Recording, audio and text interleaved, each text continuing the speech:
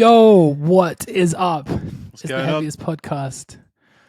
Weekly worship at the altar of radness. Gary Trelise. Sonny How are Taylor. you? I'm well, thank you. That is something we need to start doing, is introducing who we are at the start of every video, because people might not know. You need to tell them. You need to be like, Yes, he's Sonny, and then you go, and he's Gary, and do one of them things. that is.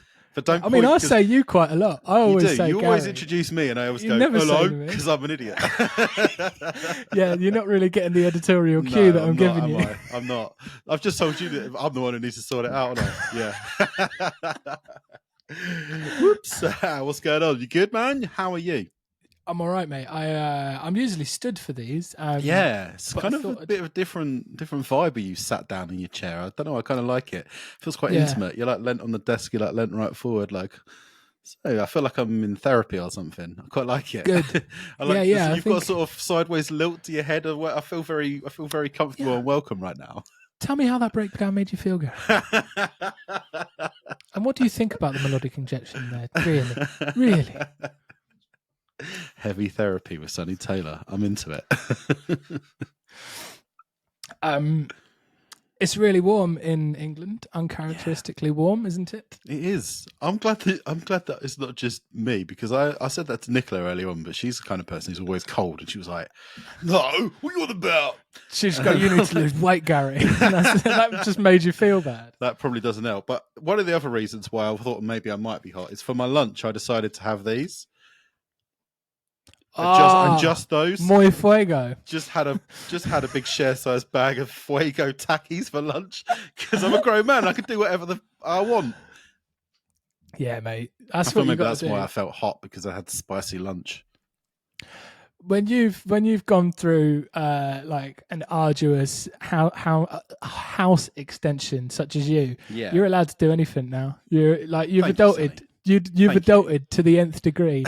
You can basically have Dairy Lunchables every day for every meal, and I'd still respect you. Oh, I do love a Dairy Lunchable, but I probably have to eat 4. What's he Big doing? up, J-Mo. Oh, What's he saying? What's he saying? What are you saying, Jay? Mwah. What are you saying? He's saying, I might have a family. That's what he's saying. That's very good news. What lovely Yeah. news. Yeah. So, Gary's fostering a lovely, beautiful pooch. I've been fostering Jamie. He's been here for a few months now. Yeah. Some people potentially might want to adopt him and have him as their full-time family doggo. He's going to That's them very nice. next weekend as a sort of trial period to see how they get on. And Do your best, J-Mo. Don't be dumping. on your best behaviour, mush. No weeing on the carpet. None of that. None of that. You listen to me. He's not listening to me. He never listened to a word I say. He ain't listening to a word, mate. You know what? This is potentially going to be a very Jamie heavy episode, because it's around his dinner the paws time. already up. I haven't fed him, so he's Oh, probably no. going to be begging for his dinner for the whole thing. But we're gonna soldier on. We're gonna soldier on. He'll give up eventually, I promise. We're talking about, no doubt, one of his favourite bands today. Oh yeah, absolutely. They have to be. It's got to be. It's got to be. What is he doing, Jay? Come on, lay down. J-Mo. Podcast, lay down. Lay down. He's all right. I like him there. I don't think he's going to listen to me. I think he should just be there as the part. I think it's only going to help us. Yeah, Really? I agree. Just getting me attacked every now and then is going to be great energy. You know, really, this would be a much more successful podcast if we were just both dogs. You know, so any addition of the any algorithm dog would is love going it to if help. we just had dogs. If we just were Thumbnail, dogs. just a picture of the dog. That's what we need. We just had dogs barking at riffs. Yeah. The ultimate YouTube reaction channel. Just dogs reacting. What are you doing? He's going to be annoying. Go on, Jack. What's going on, mate? What have you been up to? Have you been anywhere? Are you doing anything? No, not really, man. Not really. I'm sort of hunkering down because me and Nick are going on holiday at the start of October. So just hunkering down, keeping it. Yeah, I'm going on holiday at the Riff Apocalypse when all of the great records come out, which is really annoying. So we'll have to figure that one out. But you might so have I'm to just sort of laying low. might have to do an on-location podcast. Yeah, from I'm going the to do a podcast from the side of the pool with a mojito in hand. It's going to be great. Sat next to a palm tree. I think if the network's all right, we just go for it. If we could trust the hotel Wi-Fi, when have you ever been able to trust hotel Wi-Fi? It's the worst. Where do they get this stuff from? It's not hard, is it? Get good internet.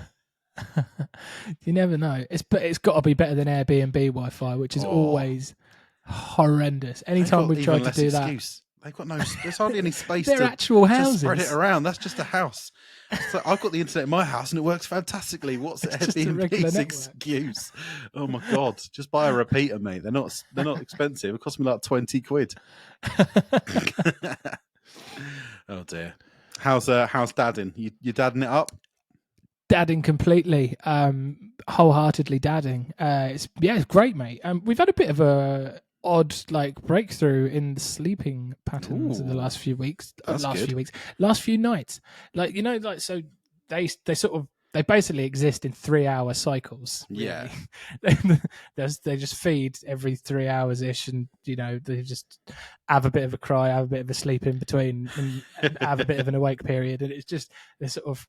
So the night times has been there's a feed at we do the last one, and then there's one at 2, and then there's one at sometimes it's 5 or 6, and then another one.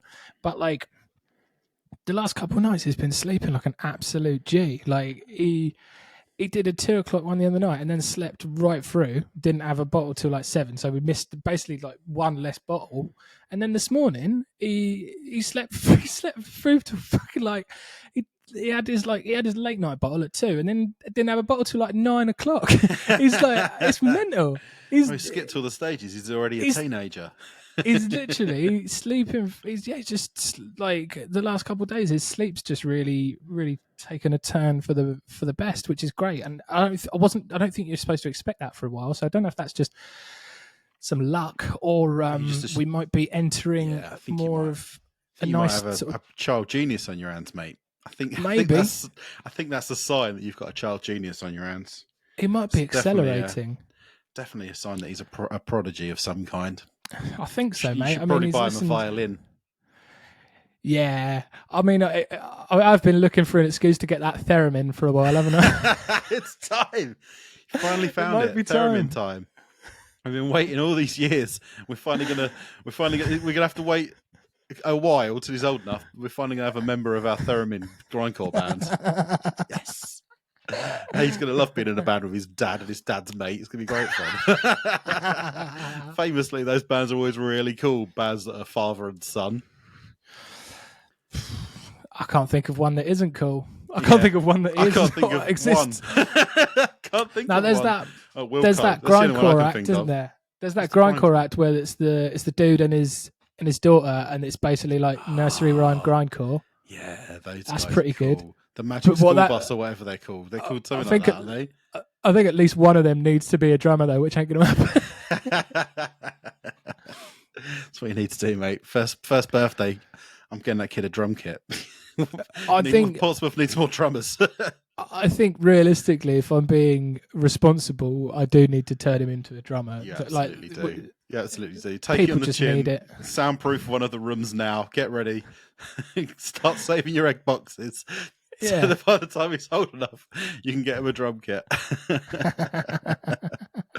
Oh dear. So Gary, we are gathered here today for one major reason. In the words, Khan is king. Kublai Khan, 4-piece hardcore band from Texas. This is their 6th album. That's mad. That's a lot of albums. It's called Exhibition of Prowess. It's released on Friday the 20th of September through Rise Records. So if you're new here, we absolutely love this band. Just want to be clear, we absolutely adore this band. We've picked up a few new homies off the back of our Many Eyes video from the other week. So just want to make sure that everyone knows we absolutely adore Kublai Khan. They are one of the absolute best out there. I kind of see. Have you ever seen Dumb and Dumber? What a stupid question! Of course, you've seen Dumb and Dumber. Gary, that's only my favourite film. That's maybe the stupidest question ever. Well, you know the bit where he's having the dream and he's in the restaurant, and then the guy comes out and he's like, does all the kung fu, and he just goes, just grabs his heart. That's Kublai Khan, right? That's Kublai Khan. Every other band in the world is trying to be, all technical and clever, and Kublai Khan nah, man, here's your heart in a doggy bag. Just leave. Like, they are brilliant. I love Nomad. I love New Strength. I think New Strength might be my favorite Kublai Khan album, although Nomad is a very, very, very close second. But I do have to admit that I didn't really go back to Absolute that much. Oh. I didn't. I like. I'm not going to tell you you're completely wrong, but I will tell you that you are a bit wrong. Am I wrong? Am I being an idiot? Yeah, because Self-Destruct just absolutely rips. Yeah, Self-Destruct is serious. It's an absolutely serious tune. I do agree with you. Cloth is unreal. Armor of Goddamn, just a hard as hell opening. Boom slang. Like it's just Kublai Khan being fantastic. So you should absolutely be listening to it probably 7 times more than you are. Right, I will take that on board, but I think I might end up getting tied up listening to this new record because I absolutely bloody love it, man. It's so much fun. Like, hell yeah. I think Kublai Khan have kind of become like incredibly perfectly aware of the space they kind of inhabit, where they're like the most meat and potatoes band ever, but they're absolutely like perfect at it. And so they just inhabit this space where they just keep releasing like bangers, but it's kind of hard to sort of explain what it is that is going on. Like, this is just this perfect alchemy between like being really cartoonish and ridiculous, but then also being like really like substance filled and like having a strong message and like pushing forward like positivity. And like this on paper, like what they managed to cram into just big chunky open like breakdowns is insane. Like, how a band can get that much into such a sort of simple canvas is crazy.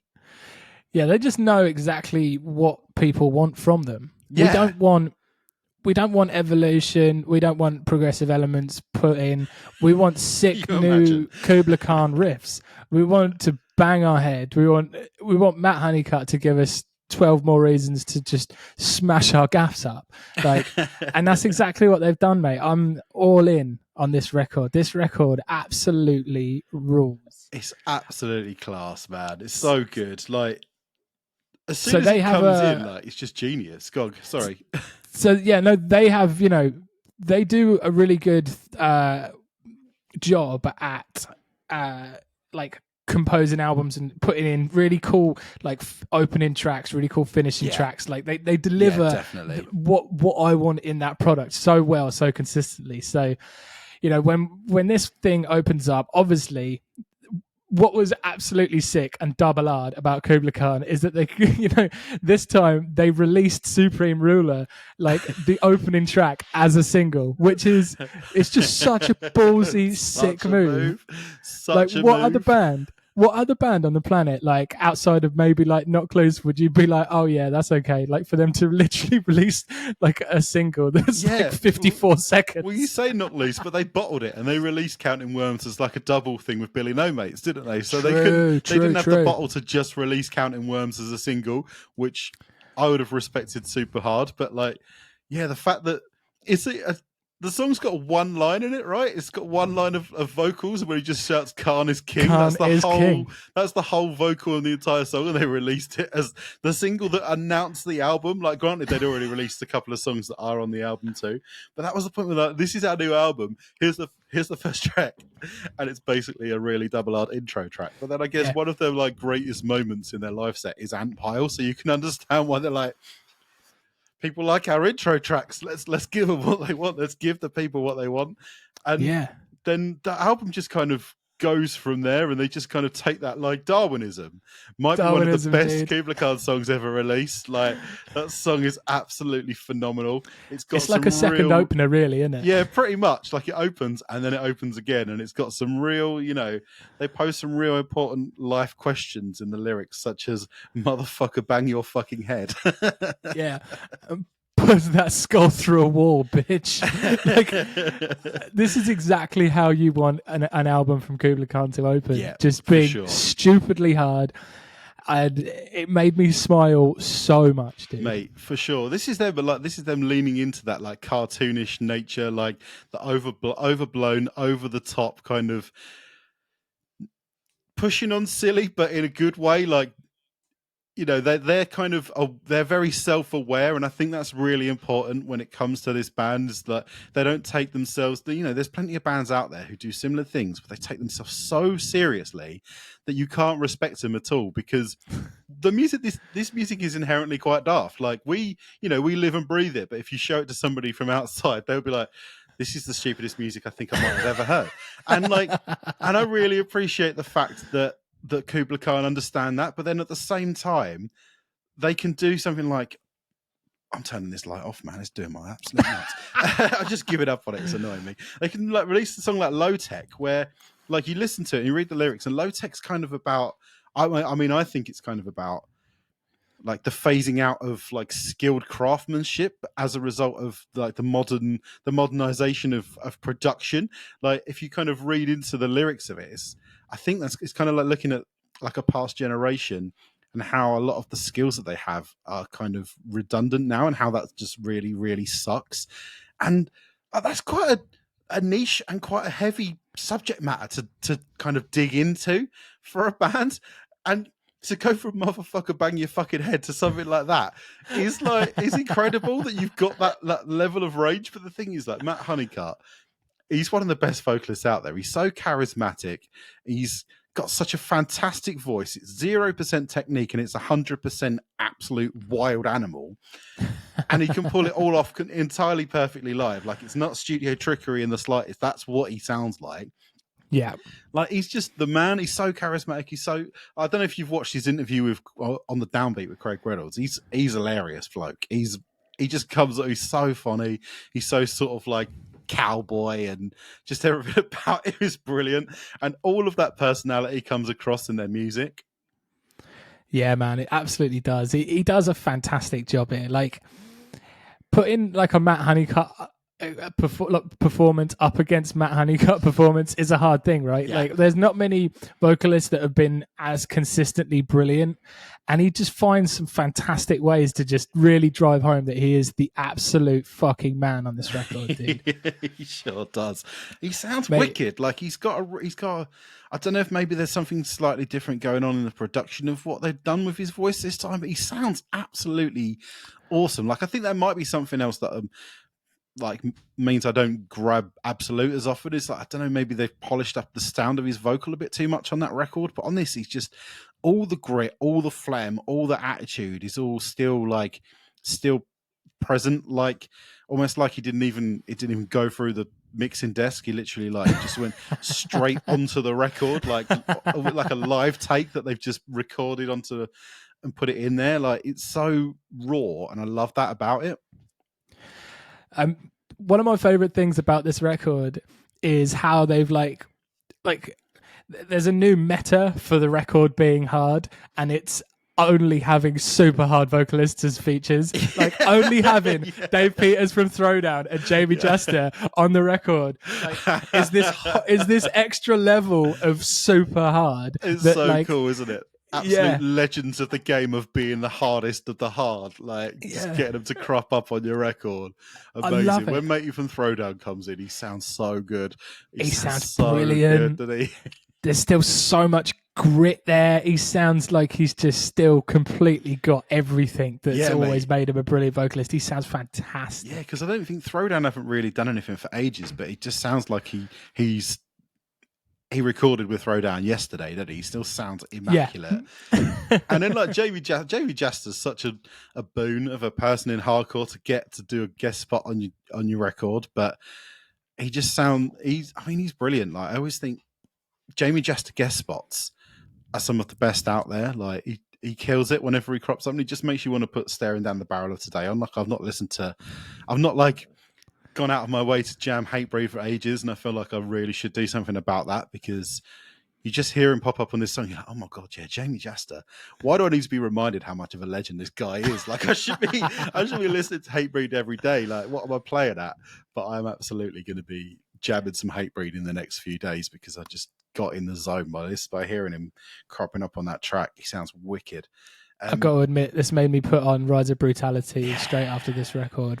Yeah, I do. I think I'm a Perseverance guy. If I'm grabbing a Hatebreed album, I'm grabbing Perseverance because that just came out. I think I might have said this on a podcast before, but I used to listen to I Will Be Heard by Hatebreed before I did every exam when I was at school. Like, it just amps me up. just to get into sicko mode. Just got me in that absolute mode to just get out there and just crush life. And but I think I might swap that for might swap that for Darwinism now, and die and get the fuck out of my face is like going to become my life ethos. Like, just get out of my way, you idiot. Yeah, I like their little 45-second banger on here, little straight edge anthem. Yeah. Just shout out to Straight Edge. Love it.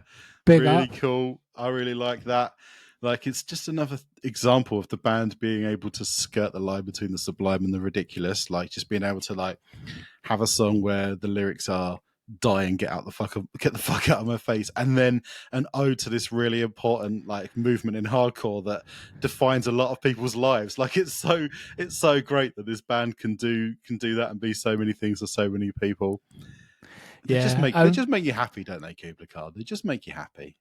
Theory of Mind, I think we've had that for a while. That's been something that I've listened to quite a lot, and I think that just opening that monkey say monkey do, so who the fuck made you, is like goated in the like the pantheon of Kublai Khan. Like, that is already goated, that line. Sure. It's like almost become like a viral thing. Like, I see it like on clips, like of reels and things like that all the time. Like, it's really sort of transcended the band and just entered just the zeitgeist of like hard music. It's absolutely sick. And then when you read the lyrics to that song, you realize like it's like a breakup song as well, which is hilarious to think of, like them writing this sort of like lovelorn breakup tune and then it just being as hard as it is.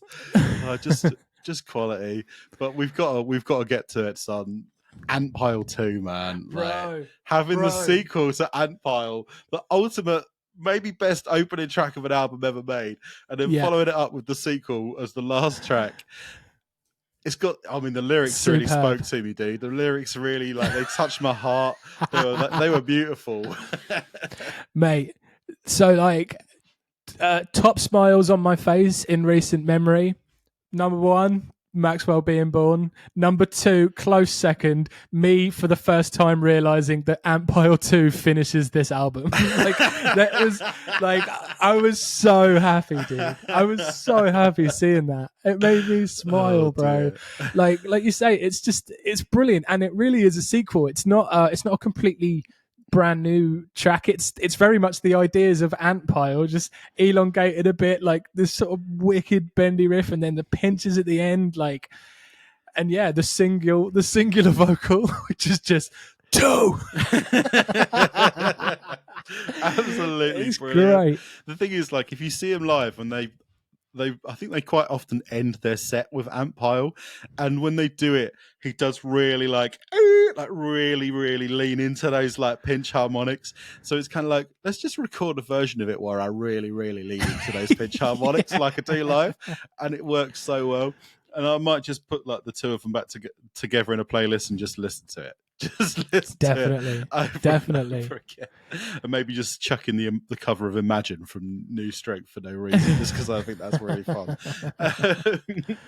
Yeah, this record just makes me happy. It just puts a big smile on my face. Just makes me just feel like I can take on life. You know, when things are getting you down, when stuff's piling up, you know, you had a stressful day at work, traffic was awful, you know, the rent's due, your landlord's on your case, and I don't know, you've got bills to pay and everything's just getting you down. Just listen to Kublai Khan, and then you might end up, I don't know, knocking somebody out, but you'll feel a lot better. Next time there's a grievance, you'll probably smash it out of you.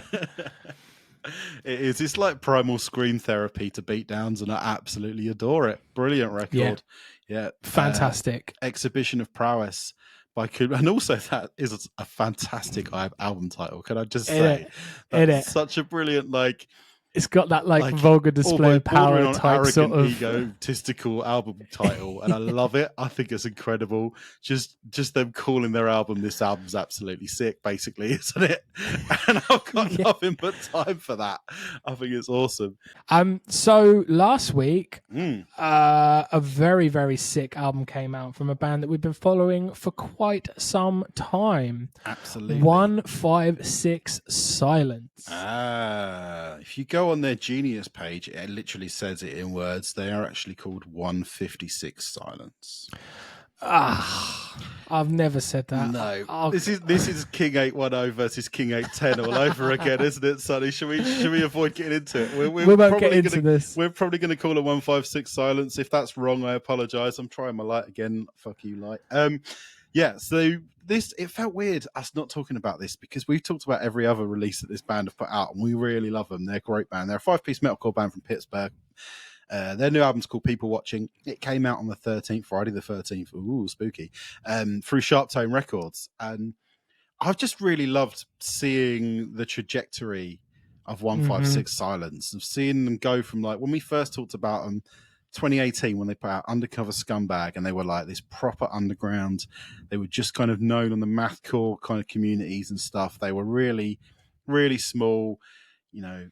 We come across them and I was just like, this band are absolutely rad. And we just sort of watched them grow with every record, booking better tours, signing to Sharp Tone, which is absolutely amazing, building to this point where they're like 100 plus thousand monthly listeners on Spotify. It's just been really cool to watch the guys grow. So maybe we might potentially be a little bit like biased towards them because I don't know, I feel they make me feel warm and fuzzy inside. Am I right? Absolutely. I love this band. I love to see where they've grown. You listen to a track and they've got such a persona. Exactly. You know? Absolutely, man. And like pushing into this world, this Sharp Tone record, like look at people who are on Sharp Tone Records, Dying Wish, Currents, Holding Absence, Loathe, the kind of bands that like, you know, they're big deals. They're big sort of buzzy bands in the metalcore scene. And I don't begrudge 156 Silence getting into that world at all because they've done it on their own terms. And as a fan, I feel like they've done it on their own terms. And they've got such like a distinct, unique vibe and sound and like approach that is entirely theirs. They're not just another metalcore band playing the song Doomsday by Architects and slightly changing it, you know. They're like 100%. They've got something about them, and they always have. And it doesn't matter how kind of, you know, where they kind of get to with their career, they're holding on to that and they're sticking with it. And yeah, you know, they've kind of, as we'll probably get into as we talk about this record, like they've embellished and they've definitely like rounded out and they've added quite a lot of melody on this record. But it doesn't feel like, oh, let's push the big red melodic chorus button so that we can support Fall Out Boy on their next tour or whatever. Like it's not the vibe. Like it's not like, oh, we better put choruses in because that's what the kids like. It just feels like a natural progression for their sound to expand and become more melodic as a way of becoming more well-rounded.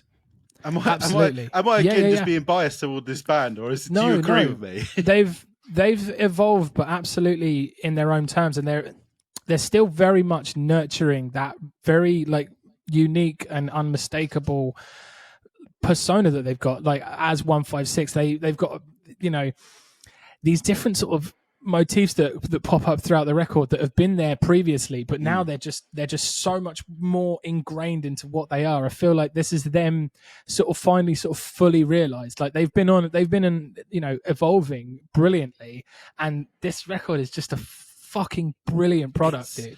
It's so good. This is like probably the best example of this kind of like radio ready metalcore kind of sound that I've ever heard. Maybe like this is fantastic. It's absolutely like this could be on Warped Tour, this could be played on Sirius XM, but it's also like gonna sit really nicely in the clubs, like the sort of the more dingy end of the scene. Because you also think, talking about Sharp Tone, are like Alpha Wolf and Great American Ghost and not Salt Wound, even bands that are signed to that label, Sentinels, like double R bands. And it's almost like 156 Silence could literally support any band on the Sharp Tone roster and no one would go, what? Like, it makes perfect sense because of the time and the effort that they've put into just creating this really, really detailed and expansive record where so much happens and there's so many sounds and vibes, and it's incredible. Like, honestly, I think this is a real triumph of a record. Like, you could get down with this if you were into like the weirdest, dingiest mathcore, or you were like, you kind of listened to Sleep Token and you got into heavy music as a result of that. Like, I think you could really get something out of this record, and I really think that this is going to be the thing that like that takes them to that next level. And if it isn't, then there's something going wrong with the world, and we need to start having words with the people who have the power to make things like this happen. Like, I don't know, matey books download or whatever, he needs to have a word with himself, because he needs to be putting 156 Silence on the next download bill. Like, that needs to happen. Like, this is a band that, you know, they're at 100,000 followers, 100,000 listeners on Spotify. Yeah, fair play, but they're not like, they've not hit that kind of like cultural thing where, you know, they're all over people doing reaction videos to them on YouTube, or they're all over TikTok or whatever. Like, I sound so old right now, but like, you know what I mean? Like, and I feel like they should be. I feel like these guys, because they're just doing something so interesting. Like, there's no level of genericness to what is going on in this record at all, is there? There's nothing.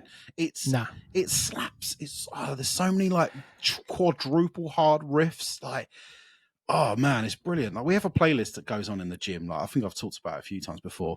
It's like metalcore mix or something, and I could not tell you what band is what until there's a 156 Silence song in that playlist, and it stands out massively when it hears it. I think it's it's the title track. Like, it's so prominent because it's so different and interesting to everything else that's happening in that scene, but not too much that like everyone's going to go, well, this is a bit weird. Like, it fits perfectly. I'm sorry, I've just completely gone off one, and you want to have a go at talking about this record. Go off, because I am going off about this one, but I just love what these guys do. There's nothing cynical. There's nothing like trend hoppy. They've stuck to their guns. They've really stuck to what makes them interesting, and they're just waiting for people to catch up with it, basically. And it feels like it's finally happened, and I'm so happy for them. Mate, yeah, I love the way it starts. It just absolutely flies out the traps. Like, the first two tracks are really, really heavy, really atmospheric.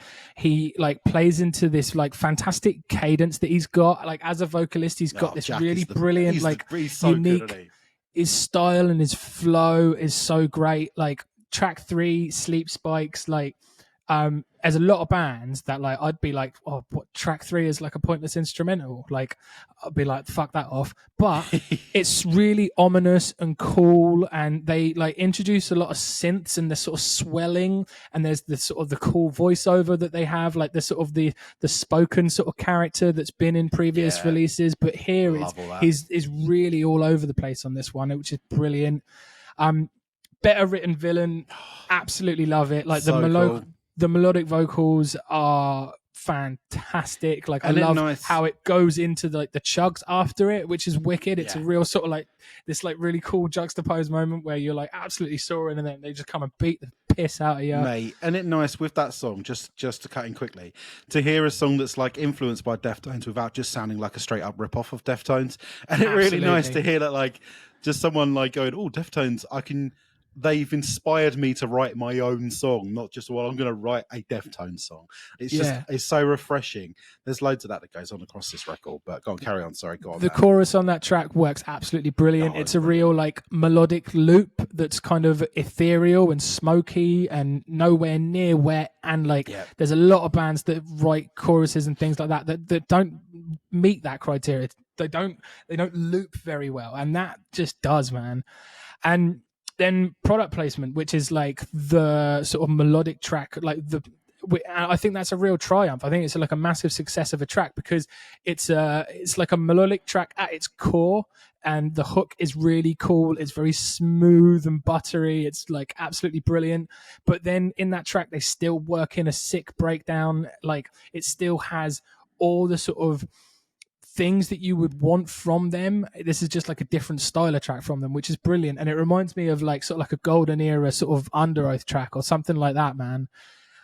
I love it. The talked moments throughout the record, like that recurring character that's been there before, is so cool. It's like it's a really cool like narrative device almost. Like they employ it brilliantly throughout the record. It's like it's great. It sort of adds an almost like a post-punky noise rocky vibe to the record, which is so sick.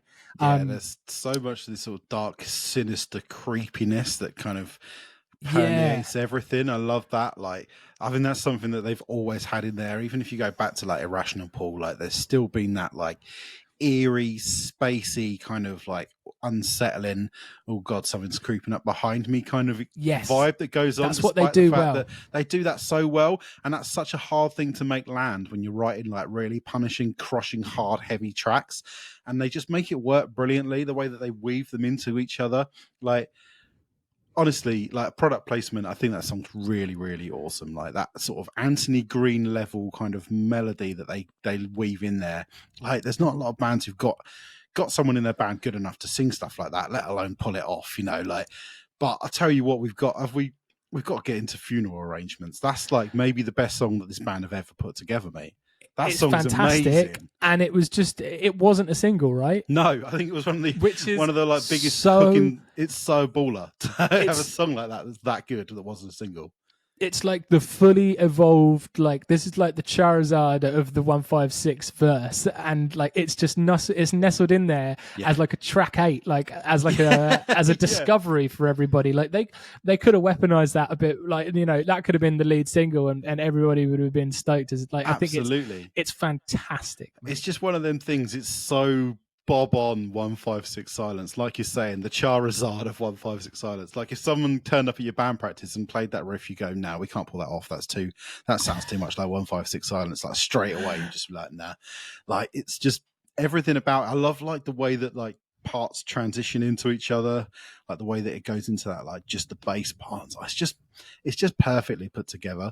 It's really awesome.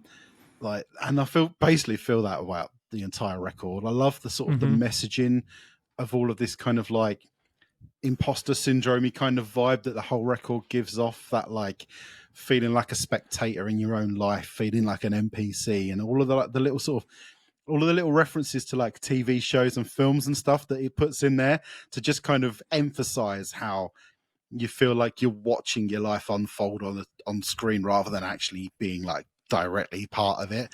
And that all just plays into that weird creepy eeriness and that whole like uncanny valley kind of like vibe that you get while you're listening to the record.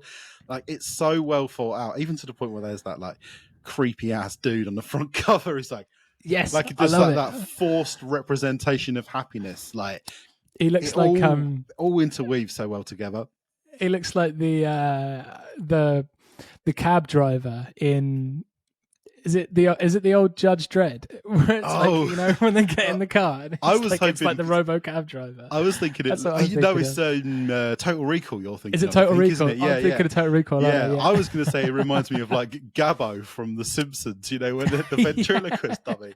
It's just that like really sort of artificially happy expression that he got on his face is just so creepy. That, like, it's been hit with like the Joker's gas. exactly. Joker gas, like straight up.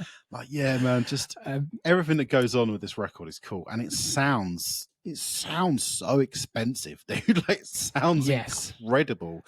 I had to have a look and see who recorded it. And it's like some guy I've never come across before. And he's got quite a short amount of like credits and stuff, but I'll tell you what, he's got a big career ahead of him. The guy's called John Dolise, and you know he's sort of an up and comer in recording metalcore and hardcore bands, and like he just doesn't sound like compressed and artificial, and it just sounds really, really big. And I've gone from the sort of high fidelity promo to listening to it on Spotify, and I still feel the same way. I still feel like it sounds like it costs $10 million. Like it sounds absolutely brilliant. And that helps with the level of atmosphere that they throw into everything they do. You need that like high fidelity, that kind of 4D level that it's got to, that like quadraphonic sound that it's got to it. Like listen to it in the woods, it creep you out. Like I actually listened to it when I was walking the dog the other day, and I was like, I felt like things were coming from behind me and stuff. Like, and it's brilliant. It's just a brilliant brilliant record and just makes me feel vindicated when I say metalcore is brilliant, and there's still plenty of great metalcore bands out there. Like, it's not a dead genre like a lot of people say it is. Yeah, mate, it's on fire, this record. Bloodlust, sorry, wants and needs, that track, I love that. It's a little bit, it's their regular excellence with this sort of this heightened synth sections, and like the synths are so high that it really reminds me of, like, if you've ever watched Twin Peaks, like there's a lot of that where like you'd think like, why are the synths so high in this section? Like someone's literally talking, and there's like they're like creeping up. They're like, and it really gives like the weird little Twin Peaks vibes in that track. I just wanted to also, right, Target Acquired. There's that like note that he holds for about 2 times longer than you think he's going to hold it, and it's absolutely sick. He just keeps going with it, man, and it's he's got so much control over his voice. So obviously, how much oxygen must it take to do those like relentless bars of vocals that he does? So it doesn't surprise me that he can do that, and he can just hold that scream for as long as he can, because like just trying to sing along to it sometimes make me out of breath. Like, I don't need to go to the gym because I had sang along to the 156 Silence record. Like, it's class, mate. This is a class album. Yeah, this is fantastic. It's, you know, taking what they've already established as a really, really brilliant sound. They've added in some new layers here. I love the introduction of synth in here. It feels like a brilliant addition that doesn't feel overdone or sort of like token. It's very cool. Like, you can put on, like you say, you could put on like 10 seconds of a 156 Silence song and you'll probably recognize it out of like a lineup. It's great. They're great. And I'm super stoked that they've put this brilliant record out. And it doesn't compromise. It's hard. Realistically, it's probably 10 minutes longer than it needs to be as well. But I don't even care because all the tracks are great. Exactly. I don't even mind. I couldn't tell you. I love to grumble about track length. Come out. I know you're always moaning about albums being too long. I love to grumble I about can tell you that. where the trimming would be done. Like, it all feels important. It all feels like it needs to be there. Literally, it's just the number 45 minutes when I knew you'd be like, especially when you were first listening to it. Honestly, when we got it on promo and I first clicked on it and I saw 14 tracks, I went, oh, I just did, but it rules. So fuck it. Yeah, amazing. Big up to the boys. They've put out a top piece of work here. The album is called People Watching, and it's by the band 156 Silence. You've probably already listened to it, but if you haven't, go do it. And this band deserve the world, and I hope that this record gives it to them. Give them that metalcore money, bro. Give them that. Get that metalcore money. $156 million. That's what they should be called. Hell yeah. Ah, mate. Dude. Fantastic. Absolutely wicked list of record. Well, list was 2, but it was absolutely wicked collection of records this week. When they're that strong, you don't need a list, mate. Absolutely, it's just 2 bullet points, not even numbered. Just absolutely, that's it. And you're sorted. And they've both got massive replayability, so you don't need anything else this week. Just get jamming on those records, boys and girls. Amazing. Yeah. Absolutely bloody lovely, Gary. What are we looking like next week? What's going on? Next week's a tricky one because the Harriet record comes out, but we haven't been sent it yet, so I'm going to have to get on some cases and try and get it in the old inbox. Go on. You can do it, Gary. I believe in you. Believe in me. I believe in you. Send me your vibes. Send the vibes, please. Yeah. Thank you. This has been a lovely podcast. Great riffs. Kublai Khan 156. Go and smash them up your ear rolls. Also, if this is your first time looking at us or listening to us, if you wanted to do a little follow or something, that'd be really nice. Do a follow, do a nice little comment. That'll be really nice if you want to do that. Like and subscribe. I don't usually look this weird and mystical and dark, but as you maybe have noticed, my light's been playing up. Yes, there were some technical difficulties. Lovely. All right. We'll see you next week, homies. Bye-bye. Bye.